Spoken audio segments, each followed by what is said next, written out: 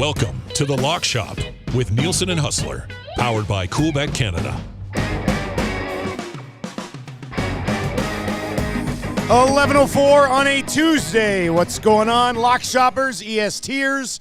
Thank you very much for joining us for the Lock Shop. You can text us anytime, 780-218-9999, 780-218-9999. Dustin Nielson, Pat Gregoire with you here today as we kick off the Lock Shop. Nasty Chat's already cruising. And we were just talking about it because the Hangout just did like a 2-hour CFL free agency preview. And then we were just talking here as we were getting set for Lock Shop that, Pat, I have to tell you, I don't like Hustler's commitment to CFL free agency. Having friends who book weddings in Mexico during CFL free agency day, that's just completely unacceptable. It can't happen. It absolutely can't happen. Can't happen.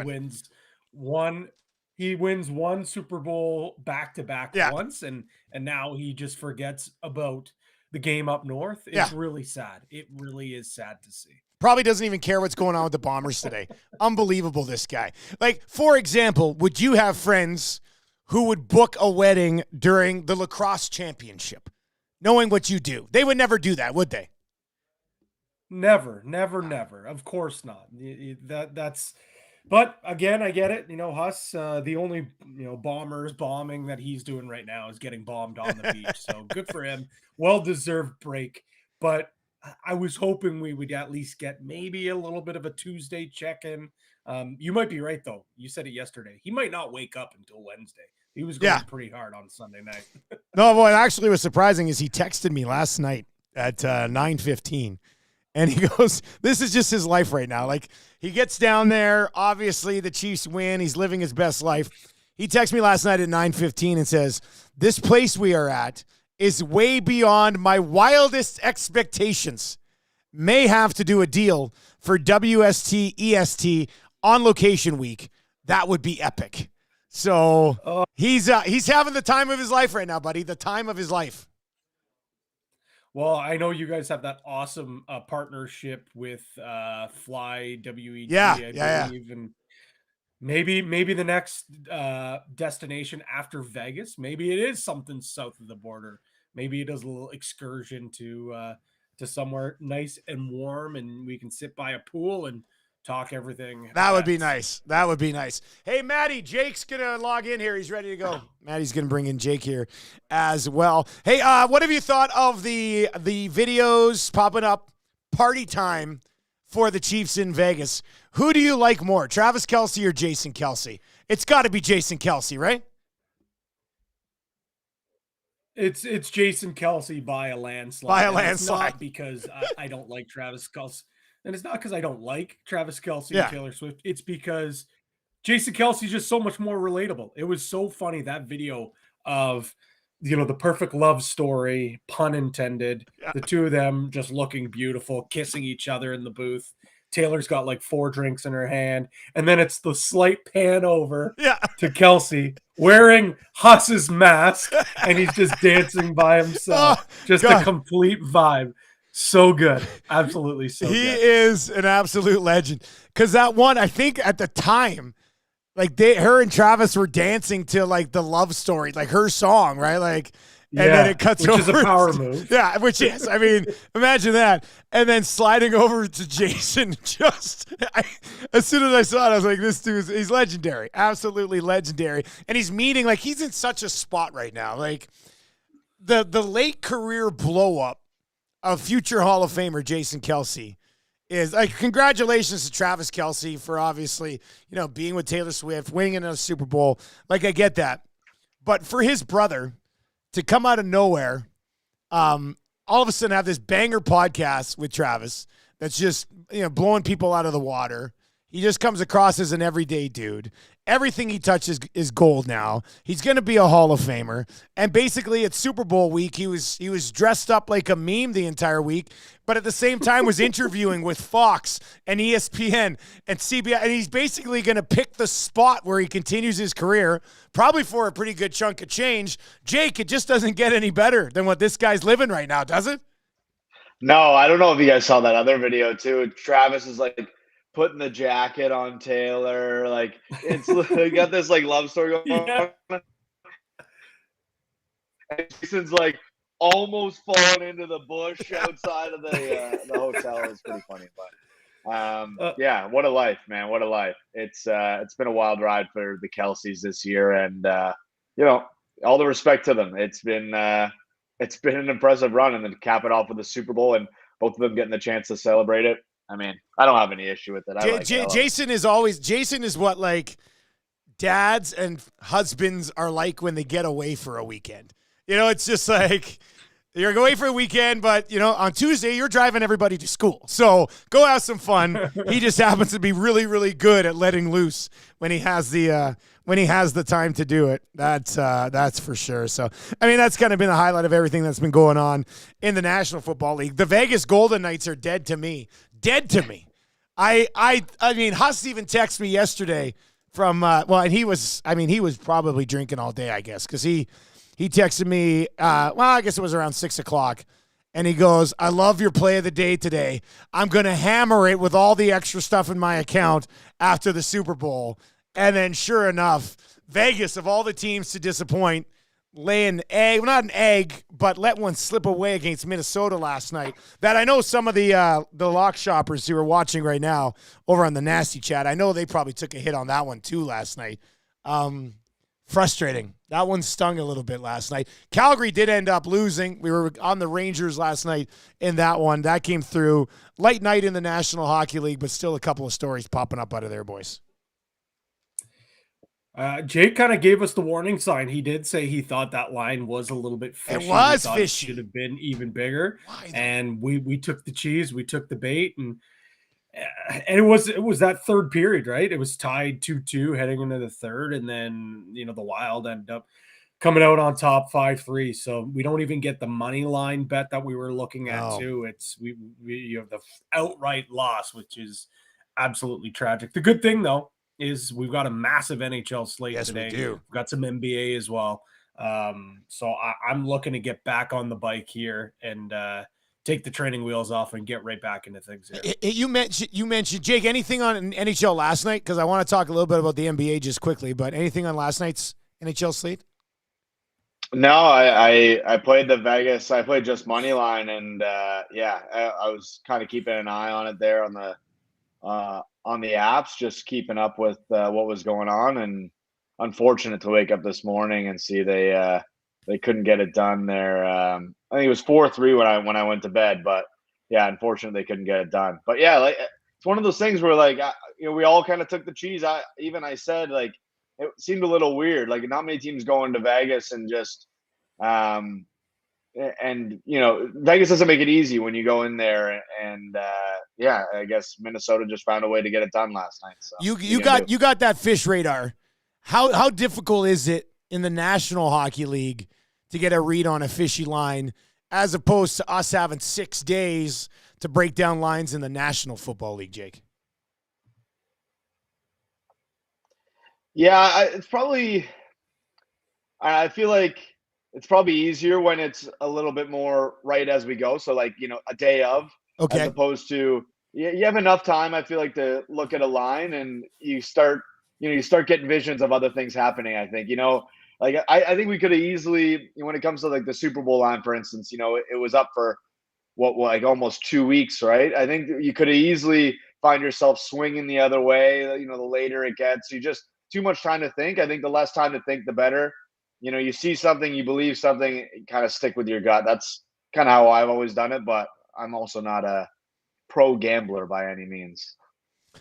Chaz is in and says the Knicks got right screwed over on the NYC exclusive last night. Questionable finish in that game. But how about Wemby? What's the Wemby buzz like in the T-Dot after he rolls in, puts up the triple-double, and did it with blocks? I mean, this guy might be able to pull off a quadruple-double at some point in his NBA career.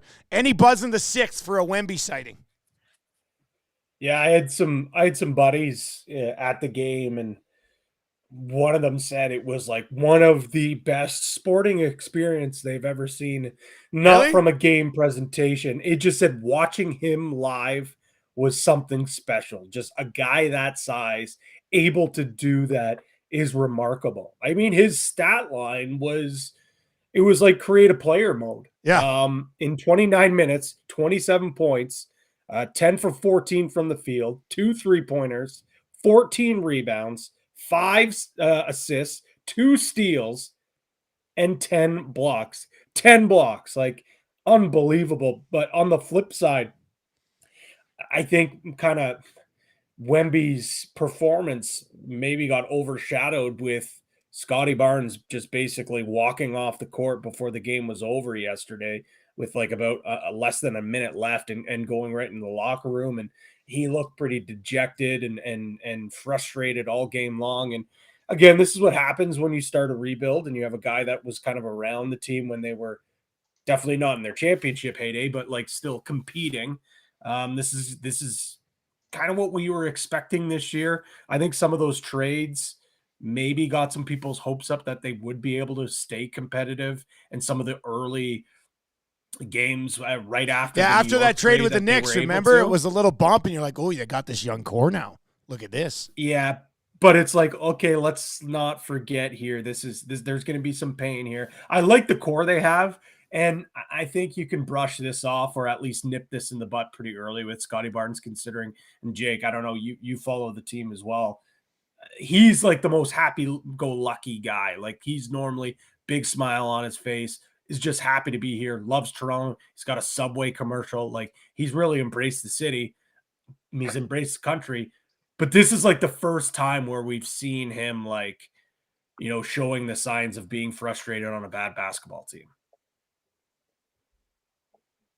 Yeah, they're tough to watch right now. I'll be honest with you. Some nights they're world beaters, and it feels like they can really play with anybody. And then other nights, last night for instance, they get blown out by a Spurs team, and Darko goes on there. I think he said something along the lines of they need to show more fight, and how many times can you keep saying that until people start to question his philosophy too? I know it's early in his tenure, but when you're not getting the most out of the team, and you feel like the pieces are, I don't really think anyone really expects this team to, be a playoff team or by any means anything like that. But you still want them to show a fight. I know the NBA is known to have a lot of tanking going on, but losing sucks. I think we can all just agree that no matter what team you're on, what sport you're playing, no one wants to lose night in and night out. And when you lose to a team like the Spurs, who barely have any wins this season, it's a lot more demoralizing, I'd say. Do you think this is something that sort of just goes away, or with the way that this Raptors season is gone? Patty, do you think, you guys that have a better feel for the Toronto media than me, do you think this is something that now is a major thing for Scotty Barnes and his future with the Raptors moving forward? We saw some similar things earlier on with, Fred VanVleet. And I think he ended up, facing some team discipline. So, I wouldn't be surprised if we do see something. And I think something like that kind of has to happen to show like you can't just walk off and give up on your teammates. I know the game's virtually almost over, but again, you play to the whistle. And you mentioned the Toronto media. Don't get me wrong. There's a lot of really smart basketball people inside this market. There are some great people, especially the independents that are covering this game. But a lot of the mainstream media that does cover this Raptors team has a lot of a hockey mentality, and has, in a hockey game that wouldn't fly. And that's why some of the plucky underdogs, the guys that really worked really hard, that maybe weren't some of the best players, had, great legacies here in Toronto. And maybe some of the players that were really, really talented, but didn't have that quote unquote, heart. They didn't have that blue collar mentality. They didn't. So I think of a guy like Vince Carter, obviously the way his career ended here in Toronto, Tracy McGrady.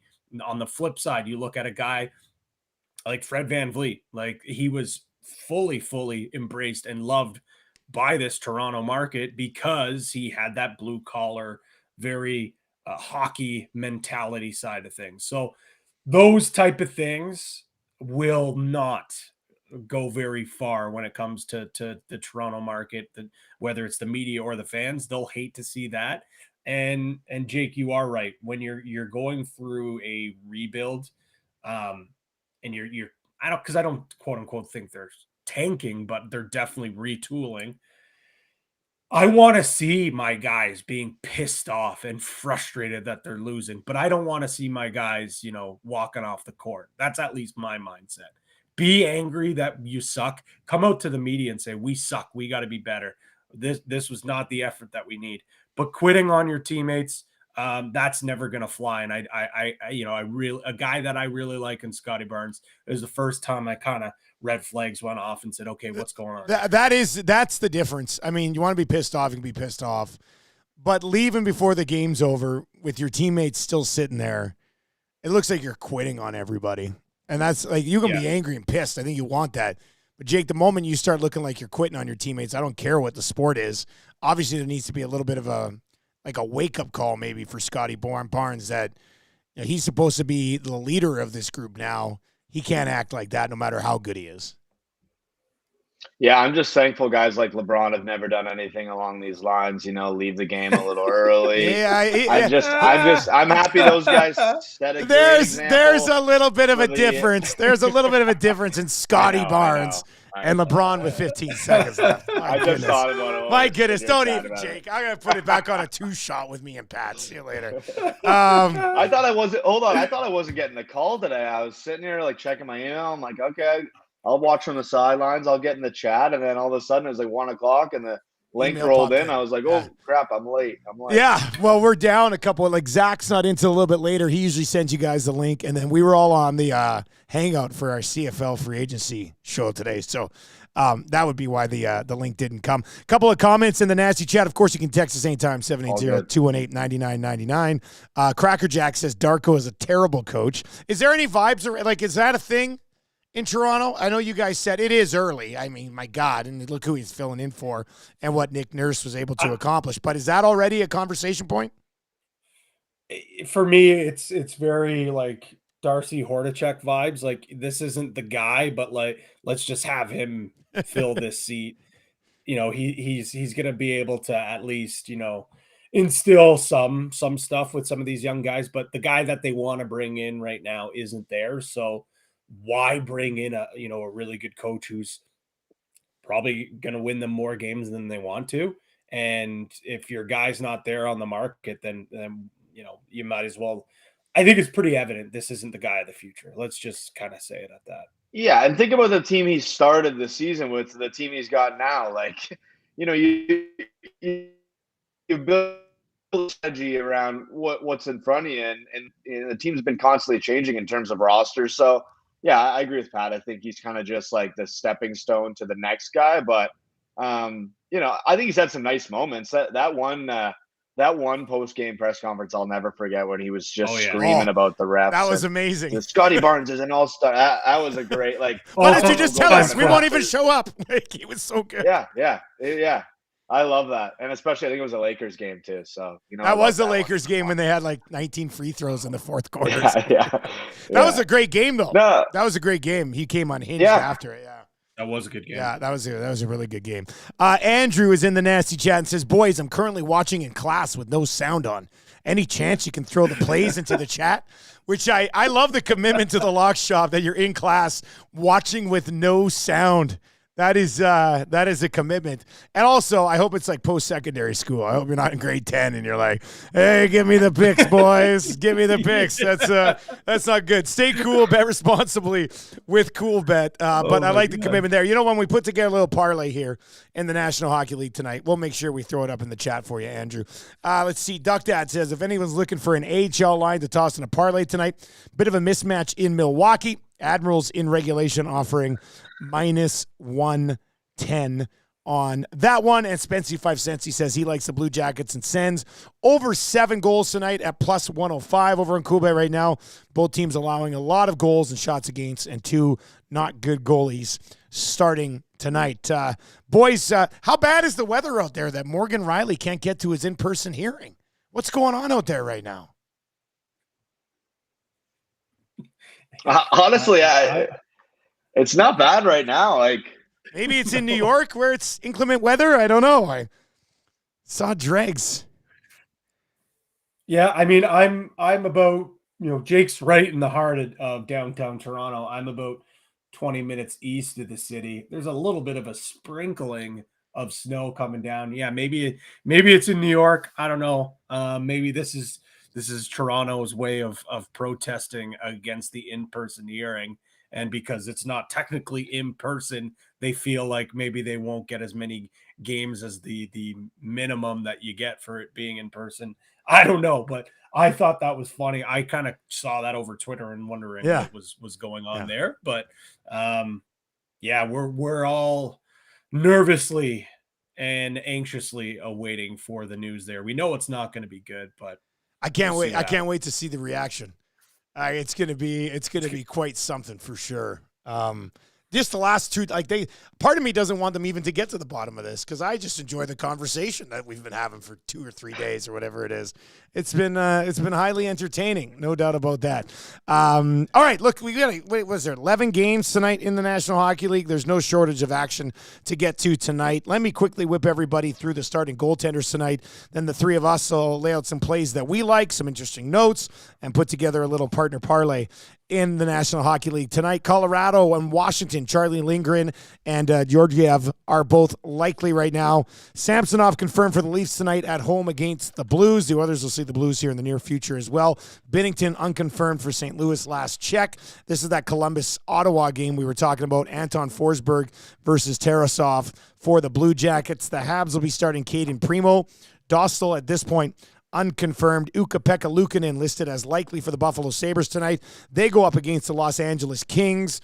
Big Save Dave, unconfirmed at this point, but listed as the starter. Vasilevsky confirmed to start for Tampa against Boston. Oh boy, that's a big one tonight.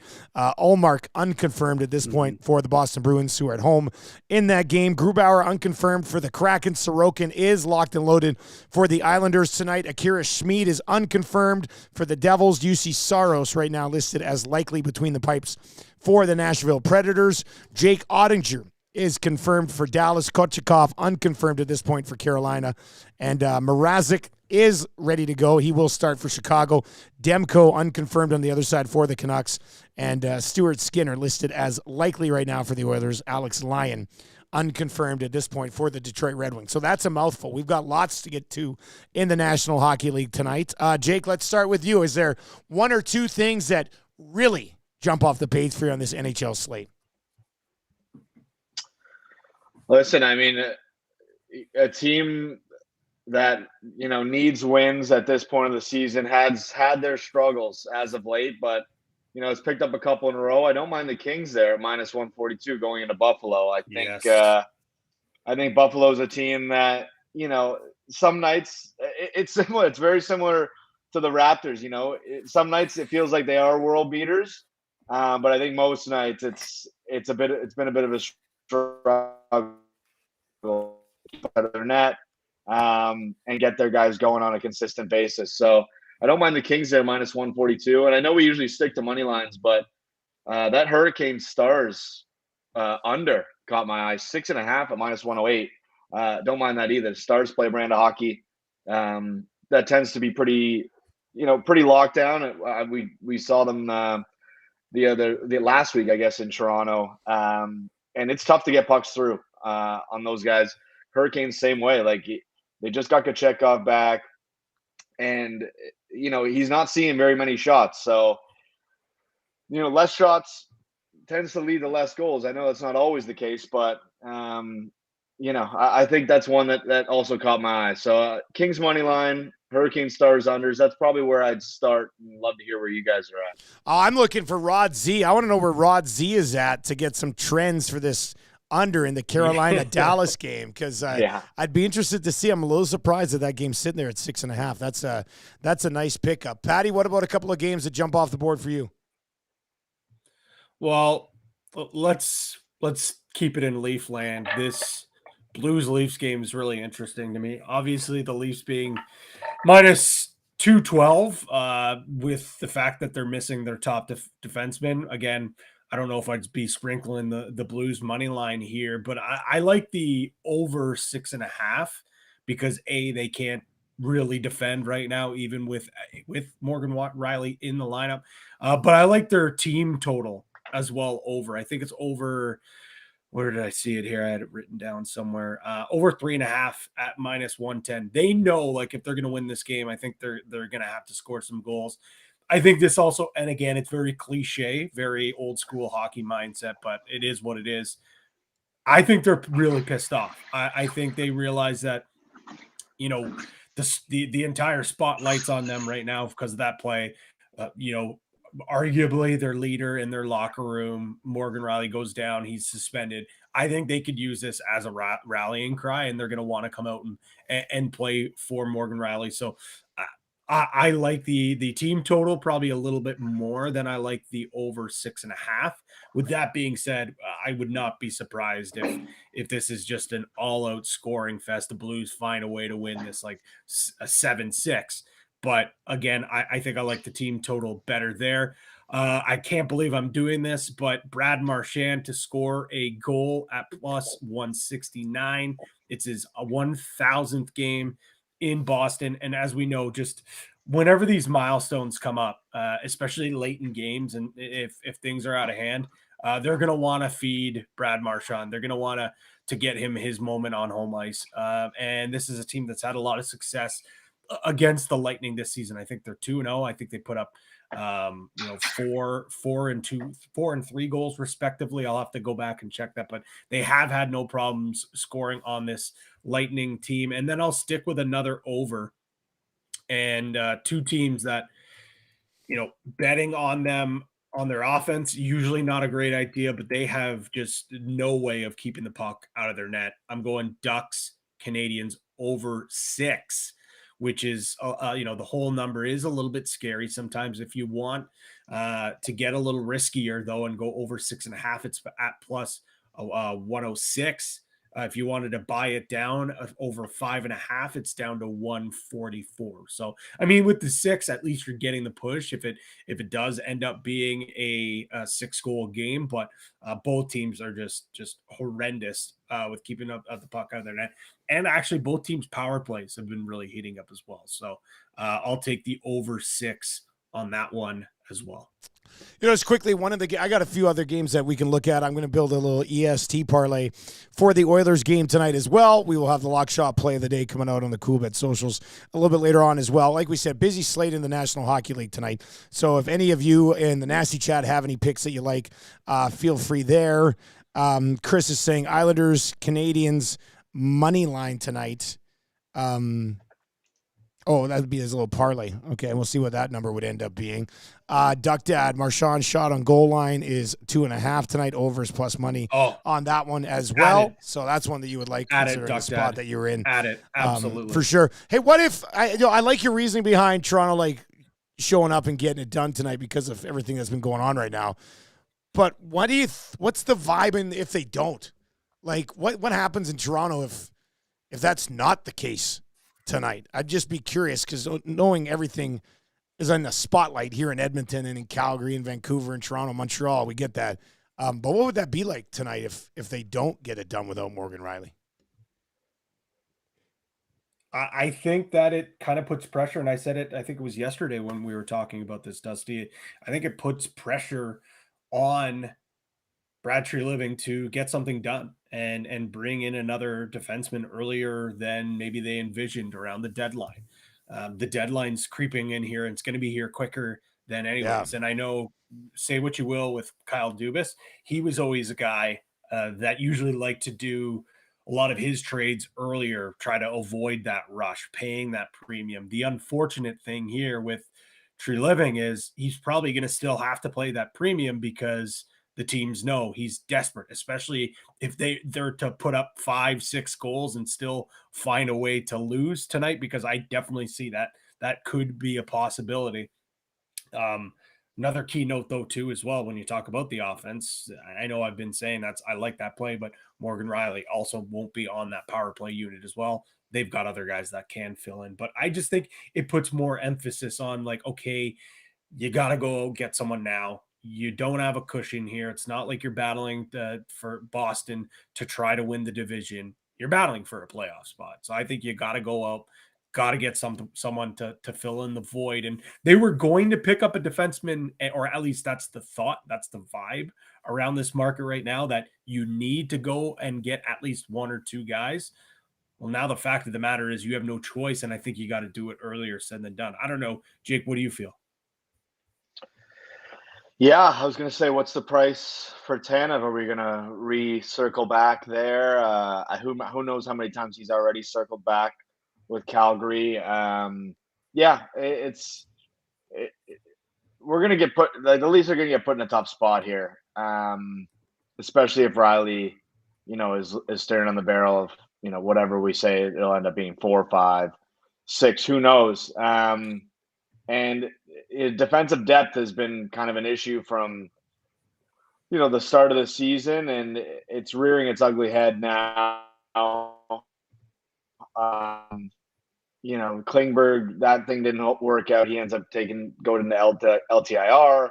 Giordano should not be expected to play, an 82-game season at this point in his career, as great as he's been. It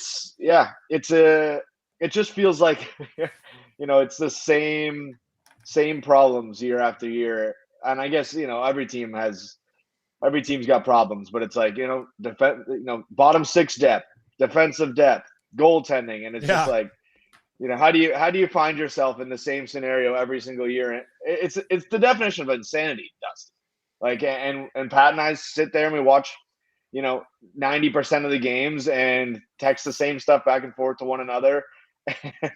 And then we get to the playoffs and we get excited, and you know what happens. So we've seen this movie before, Dusty. Yeah. We've seen how it plays out. It's just there's a little bit of a different M. Night Shyamalan twist at some point that maybe we didn't see before, but it's the same result.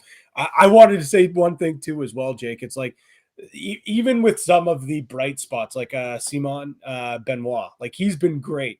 One of, if not the best signing that Brad Treliving made in this offseason. He's great when he's playing 15, 16 minutes. We'll see how he is when he's moved. And he's already, I think his last couple of games, he's started to creep up towards, 18 minutes. Like they might have to play him 20 minutes. In what world did you think at the start of the year when they signed this guy, A, that he would even be in the lineup, or B, playing 20 minutes? And that's just the thing with the NHL. There are a lot of defensemen that can just clog that, anywhere between like 13 to 15 minutes and be a serviceable NHLer.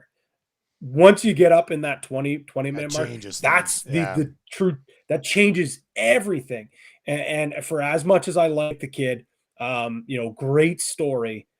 But if he's playing 20 plus minutes for the Toronto Maple Leafs are in a lot of trouble. Yeah, it's like when you're playing guys 13, 14 minutes, they're usually a protected 13, 14 minutes, right? And when you get that bump up to the 20, I mean, that's gonna be against some elites. You're not going to be able to avoid going up against top six forwards at that point, which is a huge step. Yeah. It's a huge step for anybody.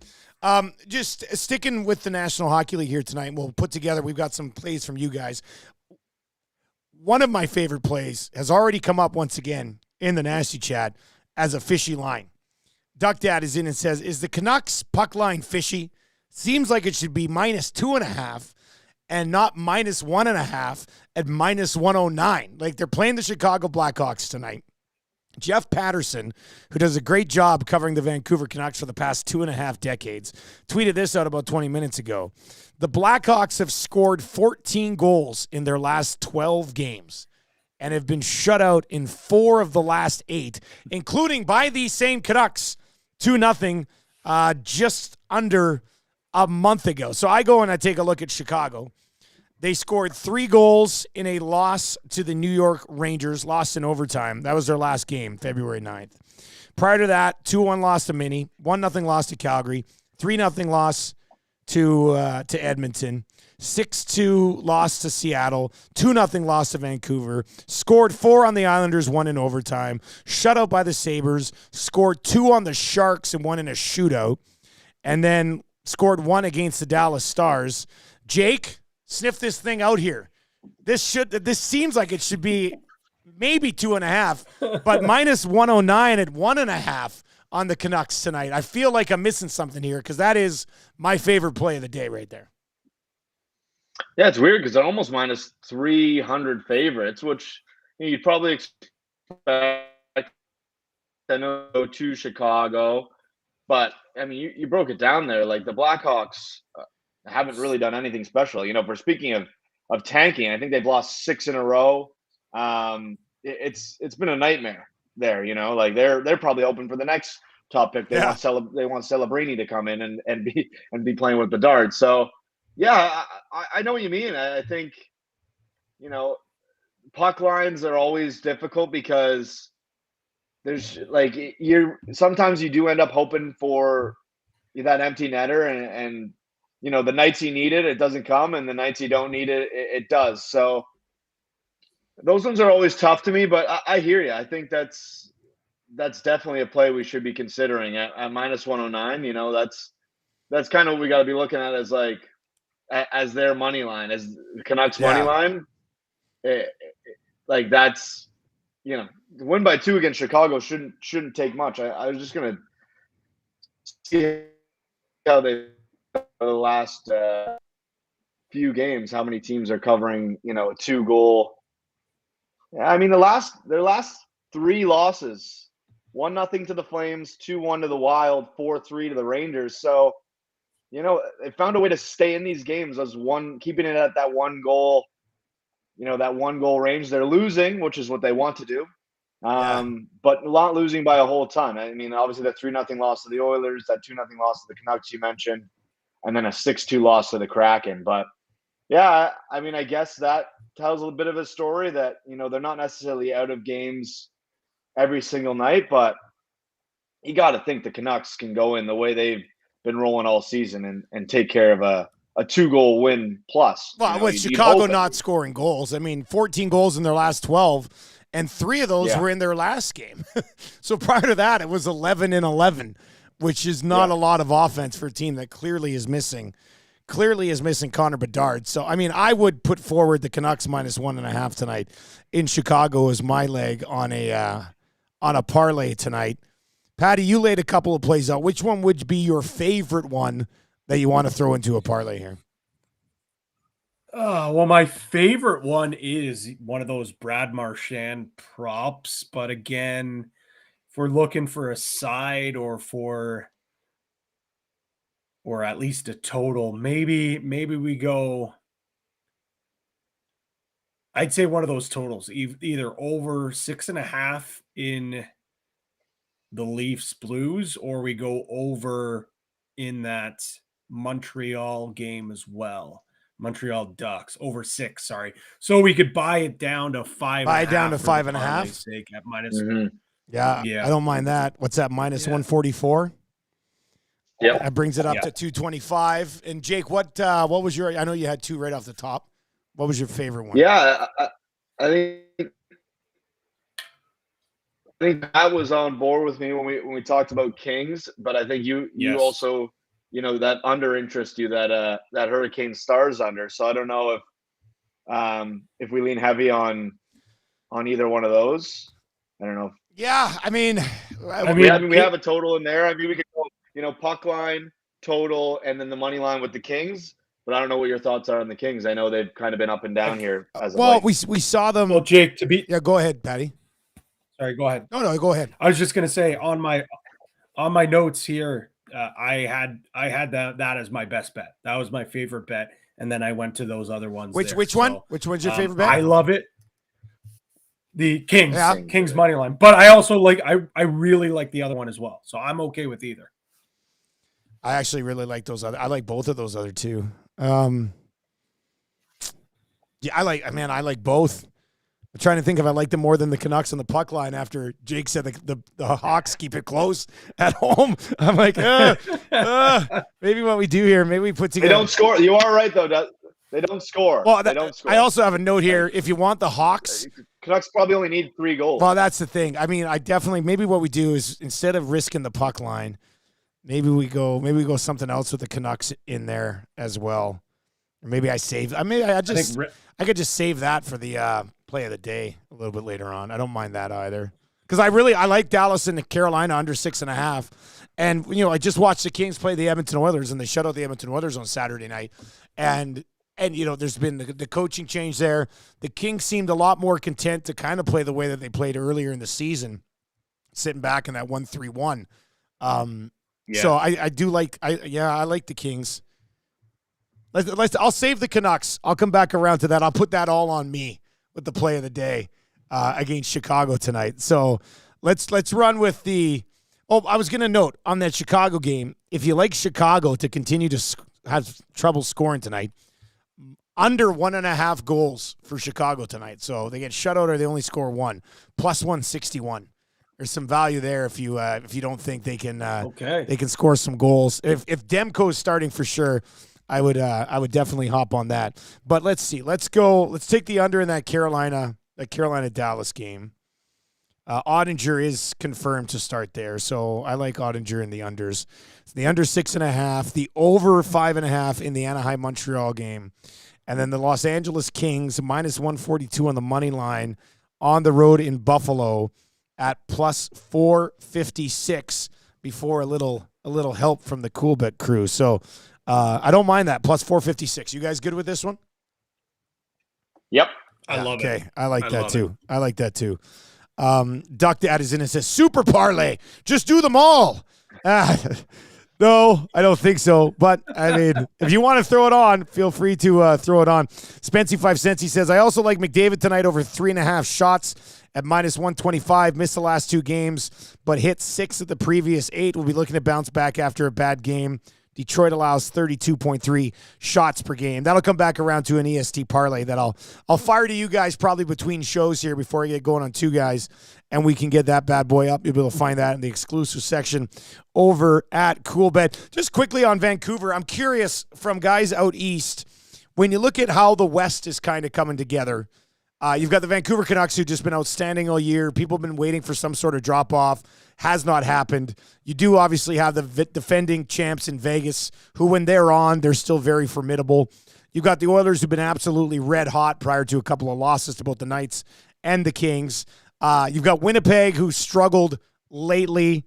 Huss would chime in on that right now, but he's enjoying a wedding, not his, down. And man, can you imagine if Huss ever gets married? That'll be a party. I never even thought about that till this very moment. I was like, my God, please let me be at that wedding. And then the Dallas and Colorado. So how do you guys view the top end of the West out east? What are people saying about the top end teams in the West?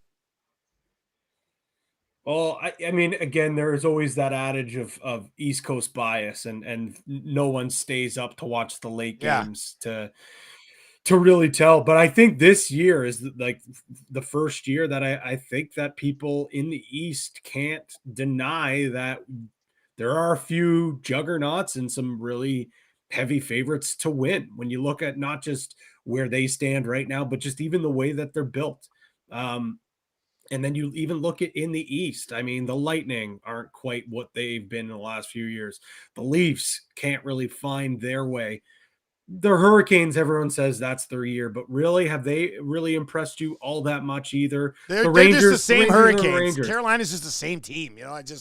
It's the same team, and the Rangers are the same team too. It's like they're great. Don't get me wrong in the regular season, but they always find a way to mess things up in the postseason. So like really, outside of maybe the Panthers who went on a run last year, and the Bruins who are the Bruins, but look what they did last year.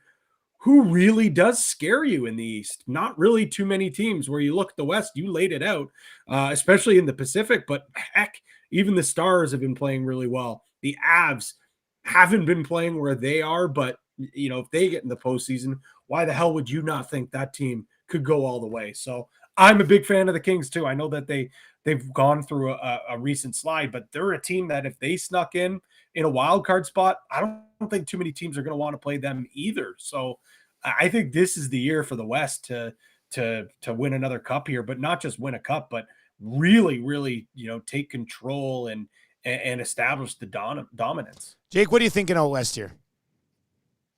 Yeah, I mean, it's truly the Wild West if we want to get, terms with it. I mean, a lot of these top end teams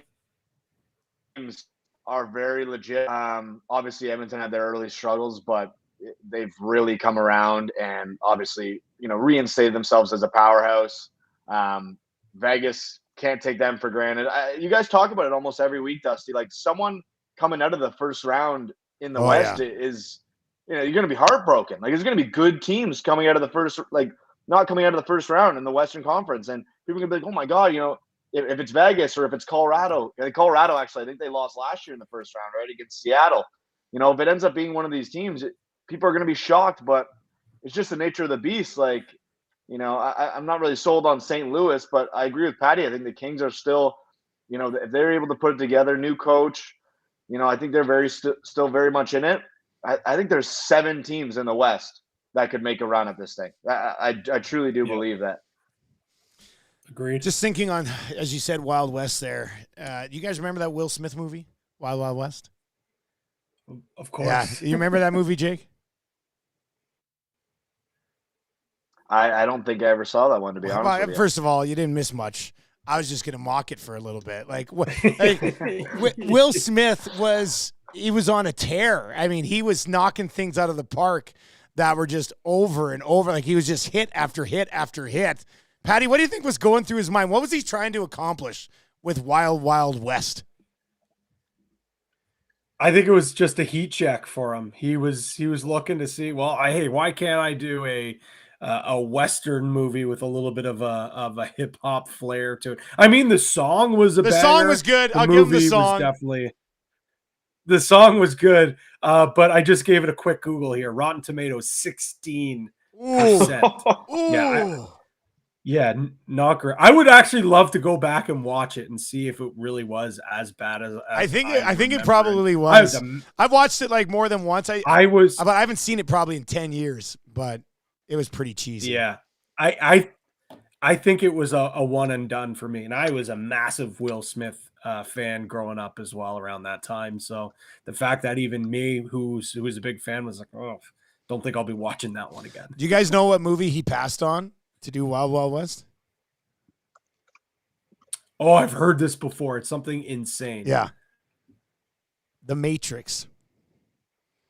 They were looking at him to be Neo in The Matrix. And when the directors pitched the story about Neo, the one, to Will Smith, he said it didn't make any sense. So he made Wild Wild West instead.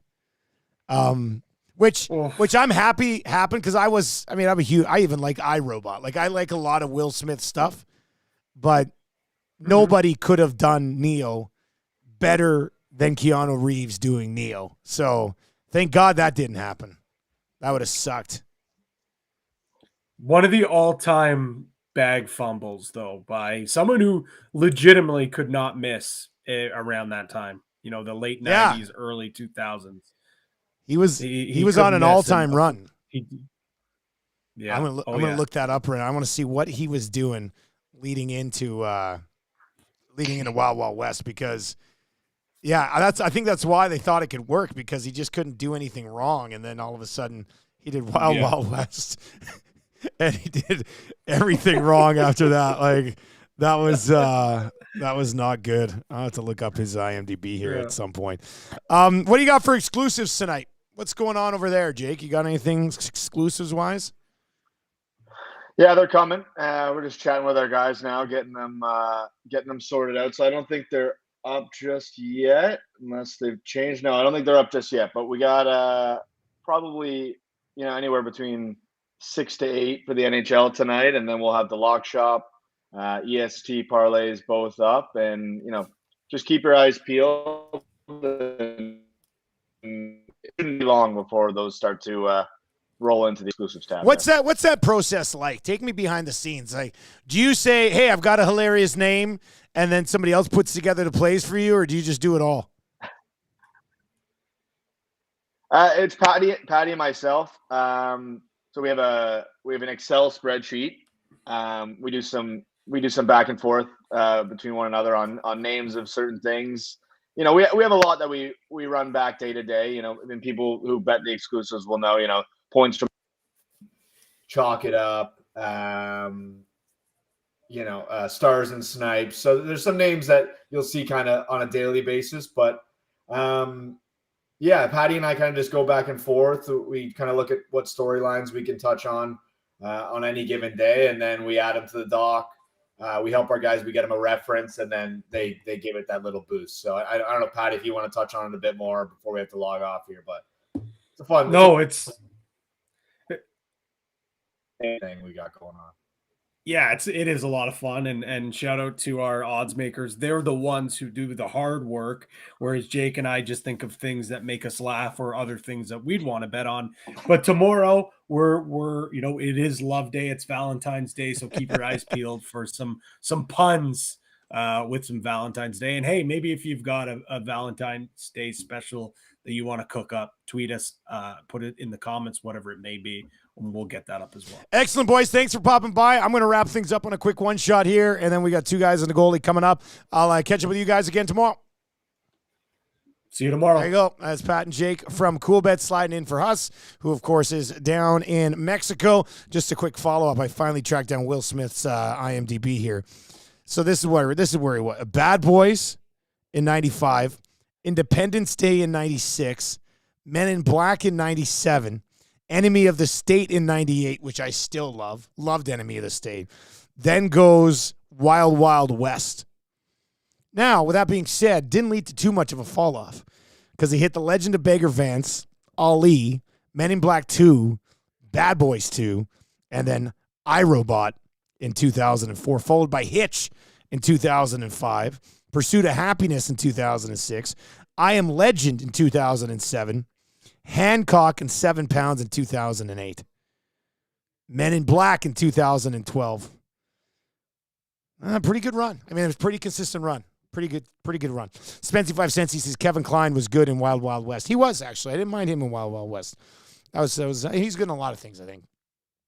EST Parlay, here's what it's going to be. I guess I should have passed this along to the boys. I put this together here near the end. We are going to go Edmonton Oilers.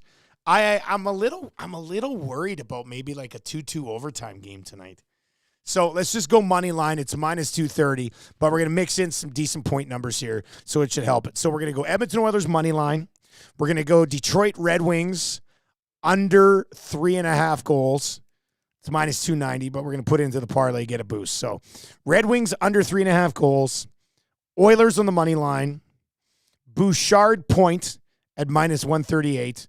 And Connor McDavid in a bounce-back game after having a not great game on Saturday. Over 1.5 points at minus 125. So we got the minus 125 on McDavid over 1.5 points. The minus 138 on a Bouchard point. The minus 230 on Oilers money line. And the minus 290 on the Detroit Red Wings under 3.5 goals tonight. When they put that together, it'll be up in the exclusives page only at Coolbet, our great exclusive partners who continue to hook us up as we work our way through the NHL season. We'll get into a golf episode tomorrow with the boys for sure. P. Greg, you'll be fired up for that one. And there's lots to discuss, obviously, in the world of golf. We got two guys in the goalie coming up here right away. It'll be myself, Joaquin Gage, Matt Cassian with you.